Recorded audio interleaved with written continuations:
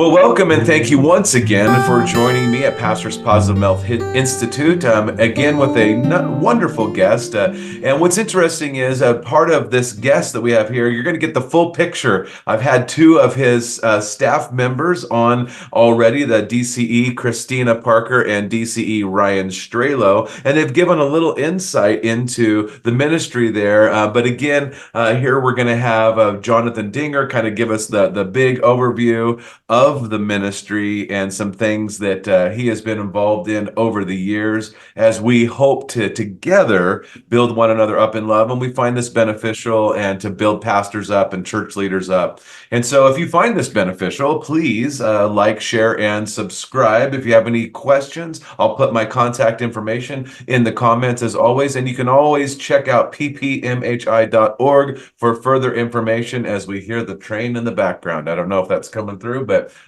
there's a train going. So anyway, let me introduce you, Pastor Jonathan Dinger from Grace Lutheran Church. But before we get into your church, Jonathan, could you tell me just kind of your journey to being led to ministry? Yeah, no, thanks for the invite, Kirk. So I was born and raised in the church, and even more specifically into a particular tribe within the Lutheran Church Missouri Synod. And so both my parents were in church work. My brothers went into church work. My sisters-in-laws were teachers. So a variety of teachers, principals. My mom was the principal of a Lutheran day school. My dad was deeply involved in writing vacation Bible school materials and then working at a national agency on behalf of the denomination. And so it was kind of built into my DNA, church every time. So I would say that those professions were really elevated and honored, within the context of growing up. And going to like a Lutheran day school, I had teachers that also I admired. They were wonderful models. I loved them dearly, and they loved me in spite of me. And so I had a lot of positive models in front of me. And even though a church that I grew up went through some struggles, especially as an adult, there was a moral failing and some challenges there. In my youth, my experiences, while I was kind of, you're commanded to be part of it, it still was always a big part of just kind of my makeup. And so then going to a Lutheran university, I had people around me also who were serving full-time in ministry, who I admired. I just admired, and I longed in several cases to be like them. And so it was always an option, even though I was considering other vocational paths. But that one, I kind of pastoral ministry was one I really had not been drawn to. I was planning to be a teacher. I looked forward to maybe being a principal someday or a leader in a school ministry, a Christian school ministry. But I had people who encouraged me and just asked me to consider it. And I never felt forced, but the door was open. And so a variety of life experiences, being overseas, my dear wife, who also is a professional in the church, in youth and music, all of those things were positive models. So I had great models that really inspired me, and I admired that. And so the church has been a safe place for me. It hasn't always been for everybody, but for me, it really was a safe place where there was affirmation and encouragement, and really also kind of a very noble, kind of high calling to be able to serve people for the sake of the gospel, but also just in human need and going through life experiences together. So that was how I think God used people to draw me. Mm-hmm. Yeah, it's interesting because we're seeing this pattern, and with the interview with Dr. Chris Adams several weeks ago. They've done some studies on the call of God, and the pastors who tend to flourish a little more and have a little more sustainability are those who grew up in the church and had a support system around them, like you said, who said, didn't push you or force you, but said, hey, have you considered? We kind of see that this might be a good path for you, and I'm sure happy that they did, because you have definitely benefited me and many people that I know, and so we thank the Lord for that. So your current role then in the church is senior pastor, but what does that entail? And then kind of tell us a little bit about your church, because it's a little different model than a lot of just churches that people who watch this might even understand. So if you could tell us a little bit about the scope. Yeah, I mean, I've served in churches in Portland, Seattle, Eugene, Oregon, and then here in Pocatello, Southeast Idaho, which is a little bit of kind of a miraculous setting I've been in larger ministries for the most part. My kind of residency or internship, my vicarage was in a small church, but I was there on my own, able to lead and help folks grow numerically and with facility and program. So in those larger churches, I'm in that setting here in Pocatello. So it really is a tremendous blessing and presents some unique challenges. A community that's not hugely populated. We're not in a metropolitan area. It's also a fairly homogeneous, racially, I would say, the demographic, but it also is an LDS majority. And so Grace presented an opportunity to be in a church which actually had a voice in its community, in large part because of the excellence of its school and its desire to continue to expand that ministry, to build more bridges and provide that kind of service, that kind of ministry to members of our community. Because 40% of our students in our school are really functionally unchurched, if not a little more than that. And 10% of our student body are LDS families. Wow. And so it creates a really wonderful, unique opportunity. And our church is a nice size. I'd call it kind of a medium large church, in which we have about 400 in worship on Sunday and do a variety of styles of worship and have a multiple staff. So I play the role of I joke about this because I'm the CEO with all the responsibility, but with all the responsibility, but none of the authority, Right. So in our denomination, we say we lead through influence. We have the Word of God, and we have the ability to convince or influence people, model and lead that way. So over the years, I've often I would say typically had a second associate pastor, and I've held that lead position. So right now I'm in a sole kind of pastor position in leadership in that way. But boy, I've got a great team, and they lead well in their areas of responsibility too. So it's a diverse church in a unique setting, but has influence in the community more broadly. Well, yeah, and something that I would love if you could just share a little bit about is you've done some unique things at that church. So when you got there wasn't a high school. There is now. When you got there wasn't this event center and so if you could kind of talk about, what some of those big projects maybe that have happened and occurred since you've been there. Yeah, and if you don't mind, I'll back up for just a second in this sense. I do every once in a while I'll ask a question. Hey, how many of you grew up Lutheran? How many of you grew up in our denomination? And really the number is it's less than 20%. And even then, when I look at our congregation and we're trying to populate different leadership teams or find leaders, we always kind of have to make the caveat, or it's one of the elements. It's not always the major thing, but this person is Lutheran, but they're a Pocatello Lutheran. So they came into the denomination as part of the ministry of this church. Yeah. So they love our doctrine, love many of the values that we hold and how we practice, but they weren't born and bred multi-generational from, Dubuque, Iowa. And so they're kind of unique. They're faithfully Lutheran and love our doctrine and practice, but a little bit different. So that I was really drawn to Pocatello because I'm really a school guy. That was my first career. I taught for 7 years in Japan and then in Seattle, and got into administrative roles and so forth. And I saw the impact of secondary Christian education. as our culture changes, how kids walking out into our very polarized, very secular world today with only like a lot of our families say, I just want them to go to preschool to get a good start, or I just want them to go to elementary school so they get a certain foundation, or and we see a lot of parents choose not to send our kids to our high school, and it makes my heart heavy in the sense of you're going to send your child out there into a world which does not love Jesus in the way that we hope that they will come to know him. And I want them to not have their faith undermined or shattered. And so I want to give them as mature a faith, as broad and rich and deep a foundation as they can have. So that was really an impetus to get that going, and and the church was very eager to see that happen also.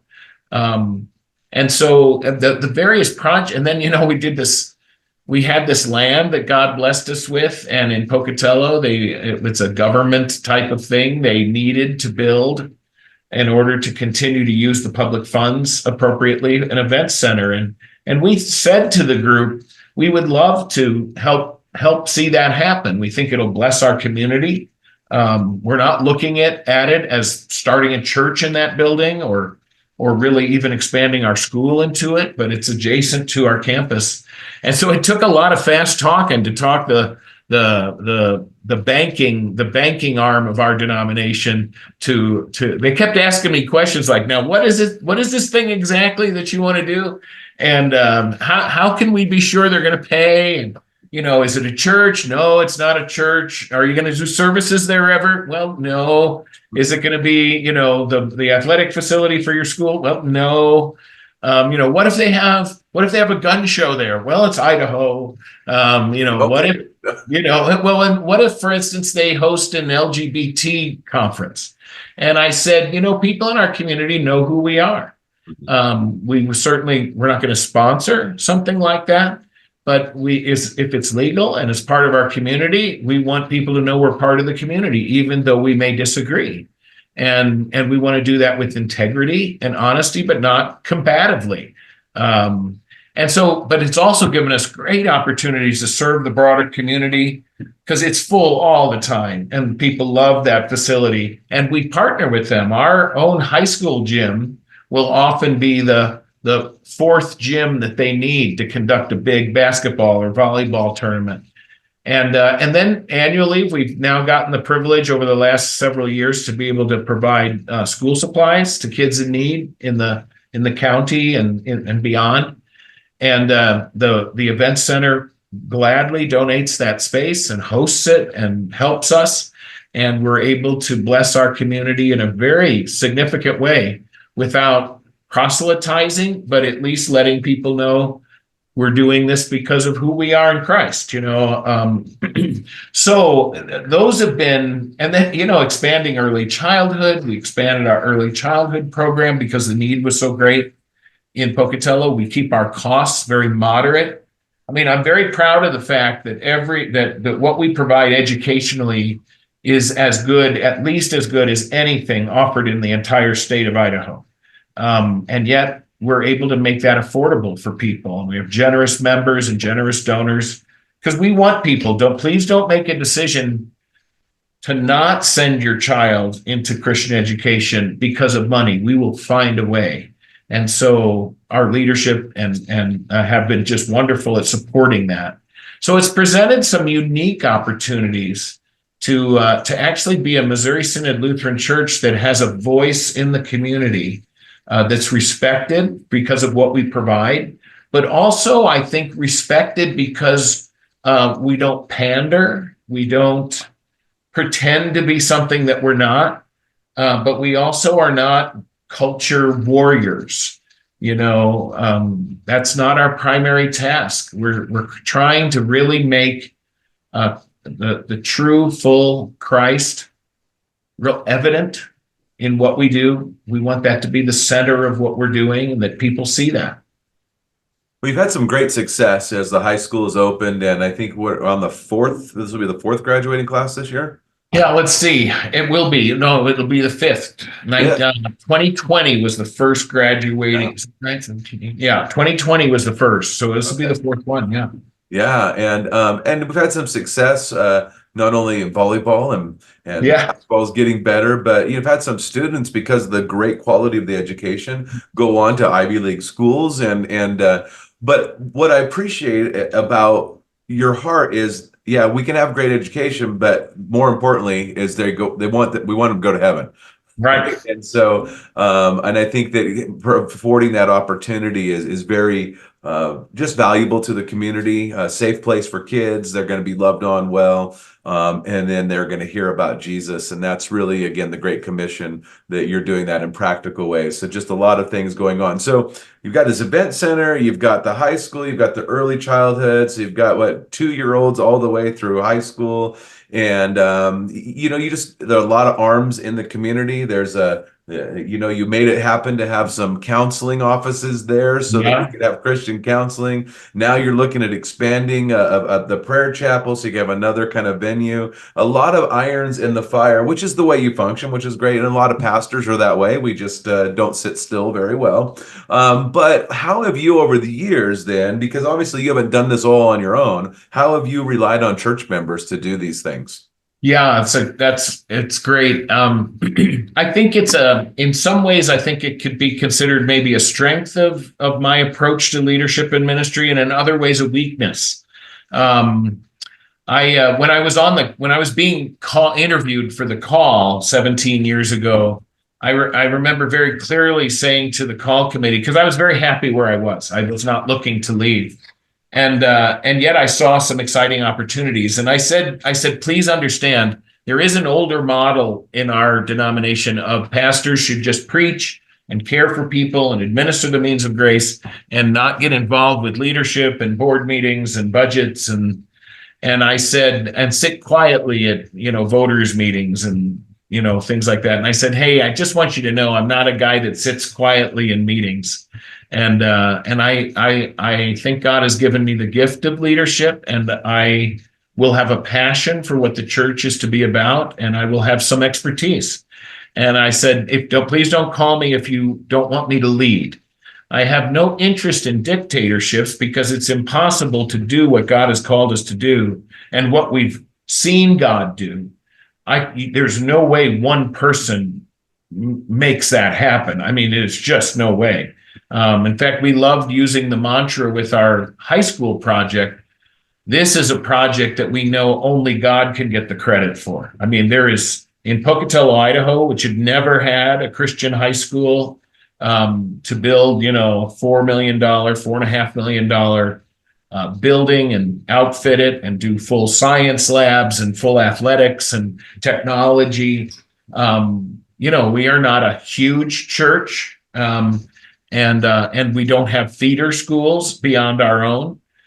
We don't have an association. It's just not reasonable here. So I have been so very blessed. In fact, one of the things, Kirk, that I said, I don't know if you and I have ever talked about this. We've talked about it so much, but one of the things I kind of opposed in myself over the last 3, 4, 5 years has been, if I had to go to war, and I don't love war metaphor, but if I really had to go into war, who are the 10 people I would want with me? And I sometimes look at leadership that way, and I'm surrounded by people who I would be delighted to know have my back and who I could trust and count on. And so I'm always on the hunt for smart, intelligent, passionate, committed, hardworking, skillful people. One of my favorite models is I want to put 10 really smart, passionate people for the ministry in a room and then talk. Check egos at the door, and then let's figure this out.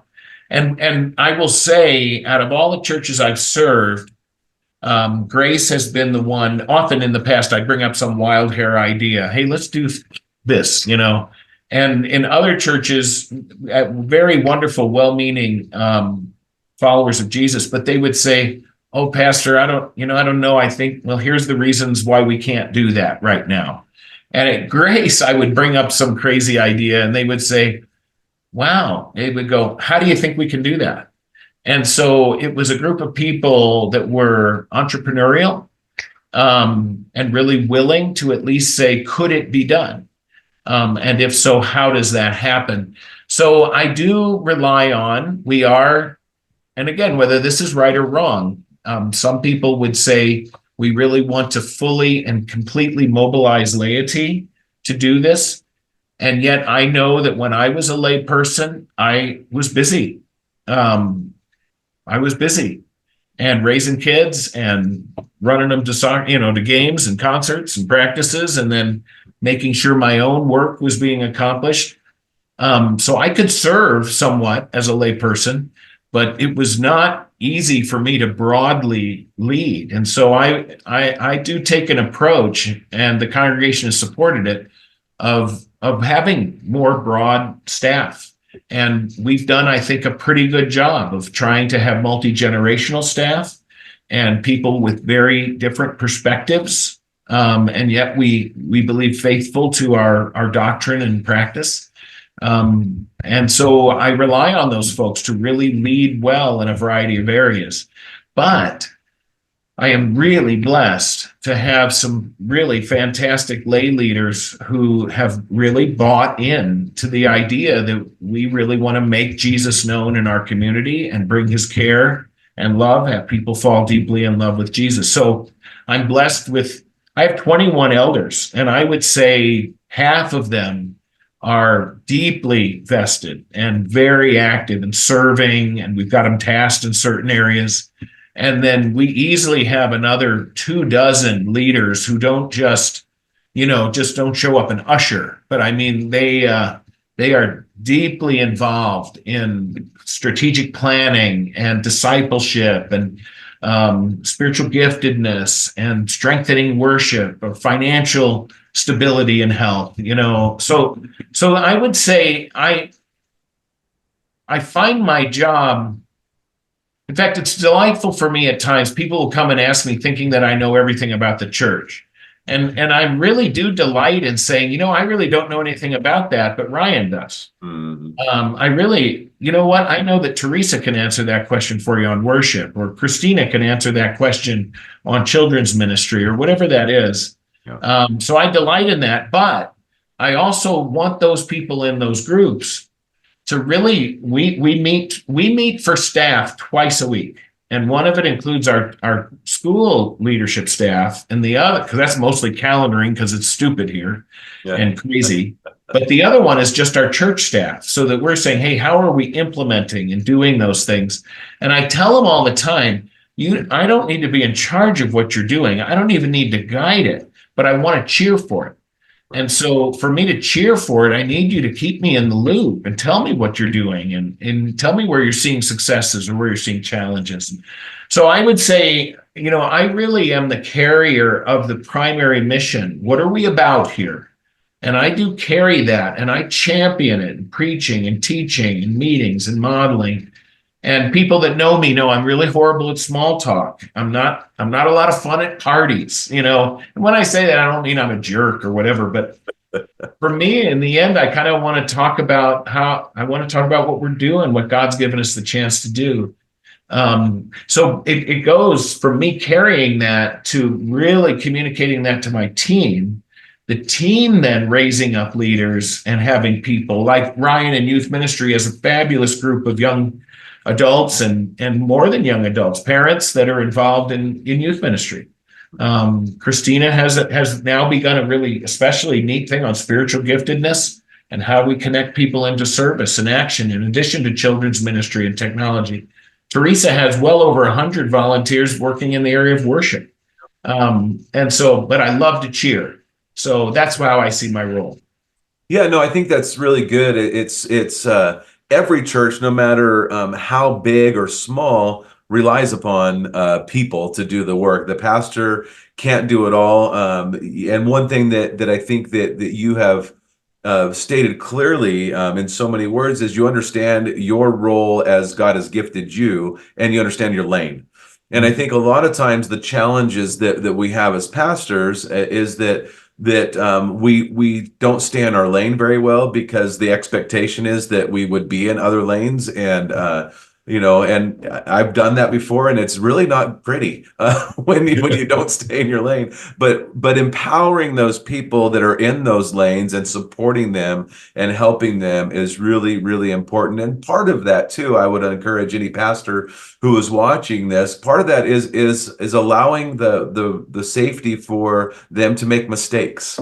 And I always find mistakes are the best way to learn. And it gives me opportunity to laugh at people too, but that's just my personality. So anyway, so you've done a ministry for many years, and I know that you have tons of energy as always, but ministry is hard at times. And I know the times that I've known you and the experiences you've shared, there's been times that haven't been awesome in ministry. It's just part of it. You just had a funeral recently that was not an easy one. And so can you tell me about a time when maybe you have felt just built up in ministry? Yeah, if you'll forgive me, I'm going to give you two, but try to keep it abbreviated. One, when I served in Portland, I was there 10 years, and we really tried to launch a mission church within our church. So it was kind of church within a church. And the person I brought on, we got along personally very well and delighted. But to make a long story short, it became very, very clear that it was not healthy.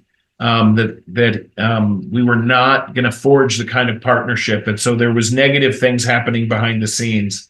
And when I had to do that, and I'm not great at confrontation, but when I said we have to figure this out because I don't think it can continue this way. And if I'm the problem, I want to know that.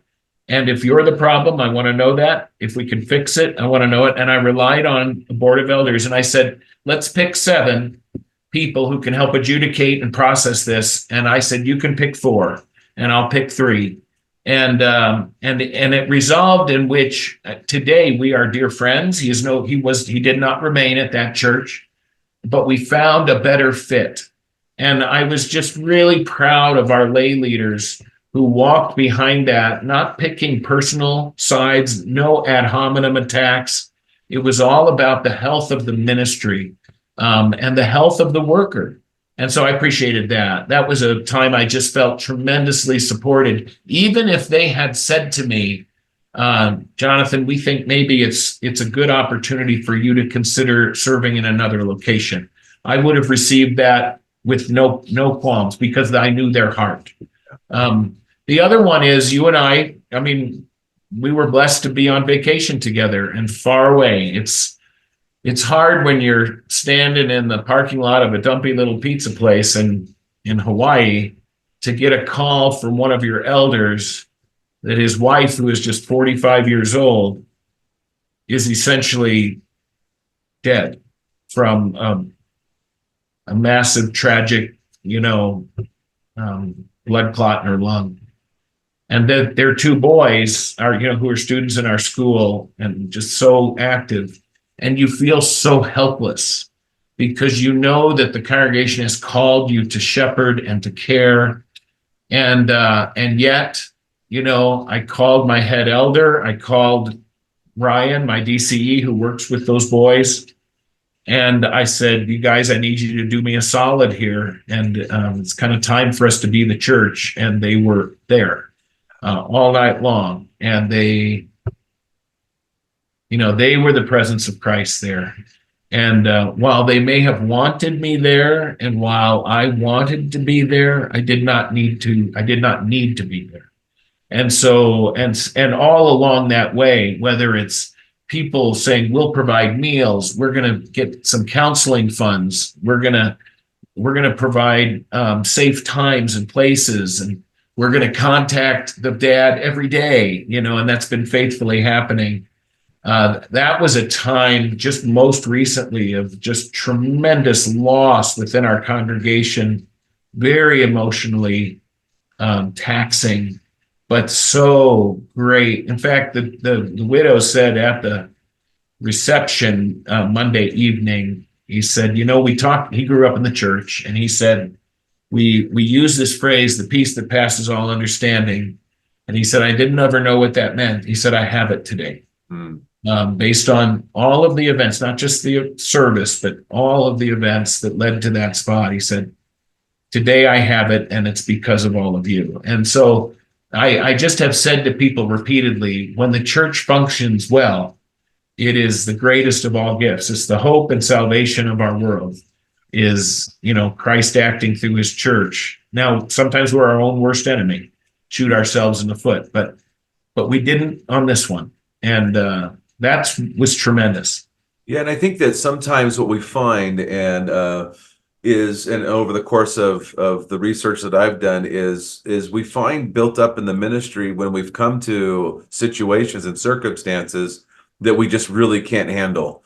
Whether it be because we're location is far away, or we just don't have the skill set, or we just don't know what to do. I think many of us during COVID experienced that. I mean, I don't know how many of us sat in board meetings, elder meetings, and said, and all of us looked at each other, what do we do, right? And to have thoughtful people that care about the work of the Lord, and that really want to support one another. And, when we talk about Ephesians chapter 4, which is the basis of Pastors Positive Mental Health Institute, is we're working together and building one another up in love. And so that's what it means for the church to be healthy. And so it's so nice for pastors, even though we want to be in every circumstance, in every situation, but there's just times we can't be. But we trust that the Lord is providing for people in extraordinary means and ways that maybe we wouldn't have thought of before. And then we can trust the Lord for the people of the church. I think sometimes we overextend our roles a little bit and realize that God has it. And so again, not that you do that, but I mean, just as a comment on what you were saying. So over the years, you've been in ministry in various, I mean, really, you grew up in the ministry with your parents being involved, and you went into the teaching ministry, but yet you were always lay leader, it sounds like, in various capacities throughout your walk in the church. But what have you found over the years to be one of the most challenging aspects of ministry? I would say, COVID changed things in significant ways. And one of the great challenges that we found certainly is commitment levels. So I would say developing leaders, godly, mission-driven leaders. It's not all that hard to find somebody who will balance your books, or come to a meeting once a month. But that's not people who lead not just on a board or a committee or a team, but lead by bringing their family to worship, coming to cheer at a game, even though they may not have a kid, showing up for a school program, just because the school ministry is blessing folks in our community. So developing people who really have that more global sense of what it means to be a leader in the church. It's not just that I have this task and I do this thing and then I checked a box. So I would say throughout all the years, really developing servant leaders has been a real challenge. And some of it is a weakness in my own leadership style, because you are right. It's very, very healthy to allow things to fail. And I kind of stink at that. I'm not good at letting things fail. And we'll kind of intervene or pick up pieces. And in large part, and not that this makes it right, but it's because for the guest or the visitor or the new person who shows up and sees it failing, my heart just aches there, because we know that it could succeed with simply and proper attention. And I would say the other thing is really, and goes hand in hand, I would say, is discipleship. Willow Creek wrestled with that and really finally concluded, that was their thing too, was we were making followers of Christ who were an inch deep and a mile wide. They were being more entertained than fully engaged. And that's a challenge. Really feeling good that a person is on their journey with Christ in a faithful way and being supported by their church, but are also walking with other Christians. I don't know if I'm answering kind of from a perspective that you're intrigued with, but that's been the big challenge for me. Yeah, yeah. And it's interesting because we think of failure, and I wonder how often our definition of failure is maybe not correct. We see things, and we see them as failure, and all the while God's like, yeah, but look what I get to do out of this that I couldn't have done if. So anyway, that's just these are philosophy things that I like to think about from time to time when I'm bored, right? So no, but I think that discipleship making, leadership, you know, programs to help leaders, to identify leaders. And you mentioned COVID, finding people that are really engaged and want to engage. And so I wonder if you have any examples of where maybe members of the church have actually helped you meet some of those challenges, or in your self admission, some of your what you see as weaknesses. How have they kind of met and helped you with those challenges? Well, when my associate pastor Chris took a call, August, then he was gone. Really by the end of August, he was no longer serving, and there were some holes. I mean, he was leading an entire worship service weekly, really pretty much weekly, and teaching a Bible class, and was there to cover me, backup. Had backup if I needed to be gone on a Sunday, or if I needed someone. That created quite a big sucking sound, as kind of ministry energy drained away, and I had to get used to a kind of a newer normal. And I feel good at the moment, and in large part, the reason I feel so positive, even though I don't have that extra guy, is, whether it was my deacon, Aaron, who just really has gladly and willingly, without a single begrudging word, covered and preached and helped assist in worship and took on a Bible class, or whether it's Ryan, who stepped up even in the midst of going through some physical challenges, or Christina or Teresa, even our school staff at various times when we've needed some help, they have jumped in on a church event and really helped. But a couple of my elders and the whole team of elders, but a couple said, you know what, let us visit your shut-ins, for example. So pastors that are listening to this will know, we have 21 shut-ins. And they're bringing, not all of them are members, but people that are relatives of members that we're caring for. But 15 of those are receiving communion. And that's, I'm Lutheran, I'm Missouri Synod enough that I would like to be the one doing that. But for them to faithfully receive that and when I'm the only guy and things are happening, people are dying, programs are expanding, ministry is happening, lots of services. I have my elders are there delivering the means of grace and caring for those people far more effectively than I could do it. It is far better that they are doing this than I am trying to squeeze them in for 30 minutes or 45 minutes somewhere where they get the sense that I'm always trying to think about the next thing, and so they'll go over and visit with these folks for 2 hours at a time, and bring to them the Lord's Supper. And so in a fairly broad way, they have just, in a time, and I said that to them when Chris left, I said, hey, you guys are going to need some help.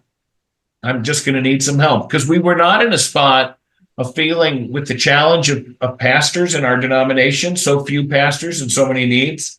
We just felt that at this moment in time, it was not healthy nor gracious, nor a great sense of churchmanship to yank somebody away from another church when they're desperately needed there. And our folks stepped up. Mm. And so, and even in a very mundane way, financially, we had the best December we ever had. We had the best January we've ever had in the 75-year history of the church. Wow. It's so some people say, maybe I can't be on a board, or maybe I can't visit shut-ins, but I can support you financially. And so that worry or that fear is taken also. Lots of support. Yeah, you mentioned some great things there, and it's one of those challenges that pastors have. is that no matter what, again, what size the church is, people desire care. And when you can have elders who can actually spend the time, they get actually better care than you can give them. And it's a great for you as a pastor to be able to admit that. Not that you don't want to see them and not that you don't still go see them from time to time, but the level of care is different because, again, you have a lot going on in the ministry and you're stretched in many different ways. And so to have that support system, and hopefully what we do is we encourage the joy in that ministry that other people, that they want to invite other people along to learn how to do it and to go through the training and all this stuff that we do to help them. And, because, that's the other thing is sustainability of leadership. How do you continue to build the pipeline? And it really helps when you have successful leaders who enjoy what they do and they create those relationships with others. And then financially, it's something that pastors never want to admit that they stress about. But yet it is one of the number one reasons that pastors either leave a ministry, get discouraged in the ministry, or quit the ministry. A lot of it has to do with finances. And that's again, it's not the only way to support, but it's a simple way to support. And it doesn't. The challenge is, right, you don't want somebody to think that, well, if you give a little bit of money, you get off the hook of doing anything else. I mean, that's not the goal. But the goal is to just tell everybody, what you have is from the Lord. It's not yours anyway. So be generous anyway. So that's good stuff. I mean, I love talking with pastors like yourself who have had years of experience. So like you and I have had I was just thinking this morning, I've been in ministry now over 30 years in various, different traditions and capacities and roles and just, be fun to take some time and interview guys and just talk about experiences and just let people read these. I mean, there are things, I'll have to tell you some other time, but there are things that happen in church that you just can't write the stuff. Yeah. And so I had a good one last night. We'll talk about it later. But anyway, so tell me how someone has made you smile in the last 2 weeks. Someone in your church. Yeah, right. It's great. We have with 3 different worship styles, we get a fair number of visitors every week. And so it was interesting. My son-in-law, who does our sound and streaming and stuff, and he works at a local bank and he has been one of my greatest inviters. He invites people. So he invites his boss to come to church, and she's the head of the division, and is a single mom and has a little girl, and never darkened the doorways of the church, scared to death. Wow. Scared to death. So she's coming there. She tells me this story several weeks later, just a couple weeks ago, and she says. And I said, hey, Whitney, it's great that you came back. I'm just so proud of you because it's scary to walk into a church for the first time. And she goes, oh, man, you have no idea. She said, I have no idea how many rules I was breaking, And I go, well, just so you know, there aren't a lot of church police around here. But I said, why did you come back? And she said, I was sitting there that first time while church was going on and you were preaching and talking. I think she said you were talking. Or you were giving your spiel or something like that. And she said, I'm sitting there going, is this the right place for me to be? And she says, I don't ever pray, but I'm like praying, God, if this is the right place for me to be, can you send me a sign? And as soon as she said that, I made some goofy comment I said, nobody's ever going to have to embalm me when I die because I'm so full of Diet Pepsi. And her eyes got really big and she said, my dad says that exact same thing, and he had just said it to me the night before. Wow. And she said, that's my sign. And I said, Whitney, you ain't seen nothing yet. You're going to get better signs than that. But it just made me laugh to be able to say, in the oddest of crazy ways, does God find ways to speak to people, right. And allow us the really humbling privilege of being able to continue in relationship. So that one just made me laugh out loud. And of course, I got my men's group that I meet with every Thursday. It's like 13 or 14, and they just give me grief relentlessly. But boy, they have said some very kind and gracious things about me being present, because as a pastor, I don't know that I think it's really healthy and great for me to be in that group, because you know how it goes. They get to a question and all gets silent and they all kind of look at you. Yeah. And then you're supposed to provide the answer, And so I always make sure I leave that group about 20 minutes early just so they have time to talk without me. But they tease me, and I love that they feel safe enough, because I could never have imagined doing that with my pastor growing up. I could never have imagined. And I'm not saying, maybe I just lend myself to it because I'm so easy to do it to. A lot of fodder. Got a lot of fodder there for the cannon. So anyway, no, we do a lot of laughing, a lot of fun. Yeah. A lot of fun. Well, I mean, I've always made the argument that if guys aren't teasing one another, they don't love each other. And Yeah. so it's one of those things. So just to wrap this up, what is your desire for the people at your church? So I've started in 1983. So I'm 41 years in. And ministry for me has gotten simpler and simpler and simpler. I used to go around doing mission statements and strategic plans and create vision statements. And I still do that to some extent with the program called Natural Church Development. But my focus anymore is not nearly as much, and there are value in all those things. And praise God for the guys who do that. But I have moved away from those things. I like to have a plan. I mean, I get that. But if I have a desire, it's that I just really want people to fall desperately in love with Jesus Christ. And I want them, and the reason I say that, it's pretty simple, but of course I don't think it's simplistic. If the Holy Spirit prompts that, and that yearning, that Sehnsucht that Lewis talks about, and that eagerness to know the truth, to want to know, if they get a picture from me and from our church of, because as I told you even before, my goal when people walk out of the sermon is, I sure hope they don't walk out saying, oh, I better get busy on these 5 things to be a better Christian. I really want them to walk out saying, wow, what a great Jesus I have. And if they fall desperately in love with Jesus, first of all, they find out how desperately in love he was with them first. But then there's a hunger to know, what is this whole Jesus all about? I want to know everything about him. I want to know when he wants to correct me and when he wants to lift me up and how firmly I'm in his grip. I want to have the same eyes that Jesus has. I want to see the world from a different perspective. So it's like, well, people will every once in a while say to me, well, Pastor, we love your messages, and they're pretty simple. When are we going to move on to the meat? And I always say to them, well, as soon as we get Jesus right, I'll move on. Yeah. And so I honestly, it really has become my criteria when I look at something. Are we holding up Jesus when we do this thing?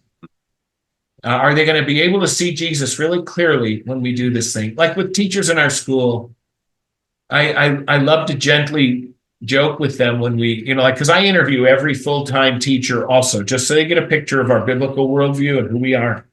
And I will gently say, I think you thought we maybe were hiring you to teach science. And I'm really glad that you're really good at chemistry, but we really hired you so that you could be the presence of Christ in our classroom. And it's awesome that you are good at teaching chemistry. But we really hired you to be a representative of Jesus Christ. Because if we fail to do that, then we have failed. I don't care how much scholarship money kids get. I mean, do I care? It's awesome. Yeah. But boy, I want them to be in heaven. Yeah. So yeah, I think that will, I hope, remain the heartbeat of what we are for a long time. Mm-hmm. Yeah, that's wonderful.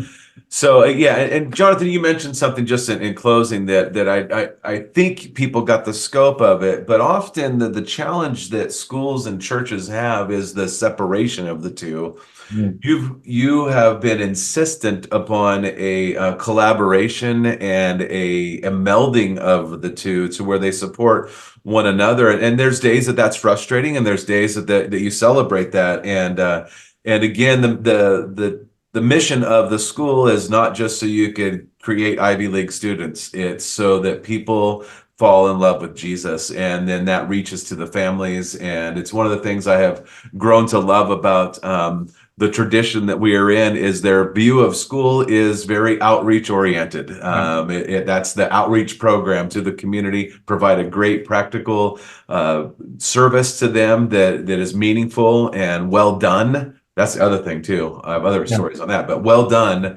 And then also that serves as a vehicle to share the love of Christ. So thanks for the work that you do. I know you're going to keep it up because that's just who you are and how God has created you.